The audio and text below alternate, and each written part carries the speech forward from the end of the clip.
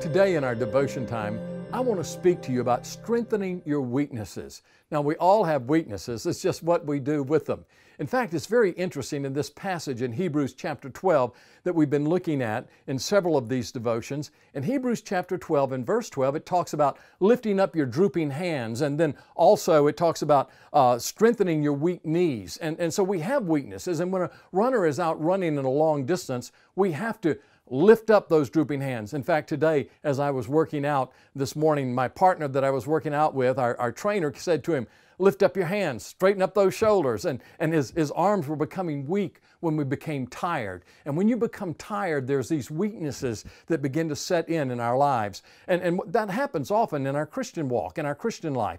As the more we run the race that God's given us to run, we quit picking up our knees, we let our arms droop and our shoulders droop, and we lose that form. You see, the key to the Christian life is form. Conformity unto the image of Jesus Christ. And so we've got to keep our eyes fixed on Jesus. And He's our great coach, and He says, straighten up those shoulders, pick up those knees when you run. And as you do that, you'll find yourself becoming more and more like Jesus. But now I know, the question is this: how do you do that?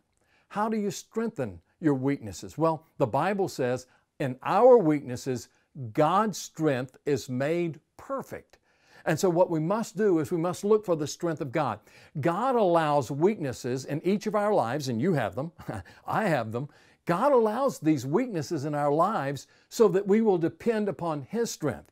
You see, where we're strong, people will say, man, that guy is really strong. Who gets the glory for that? You get the glory. But when you're weak and you can't do something and you're susceptible to falling and failing, and then there's that grace that's applied to your life, God's strength, then what happens is this, that people look at you and they say, wow, look what God did in that person. Look what God did in him or her. And what happens is His grace is sufficient, and we're more like Christ, and He gets all the glory. He gets all the honor. And that's what it's all about. So God, in all of our lives, He knows that we have weaknesses, but what He does is He strengthens our weaknesses. He's the great coach that says, all right, lift up your shoulders, pick up those weak knees, lift them up. And then He comes and He gives us the strength and the grace to do that, so that people look at us and they see the form, conformity unto the image of Jesus, and they give great glory and honor to Him.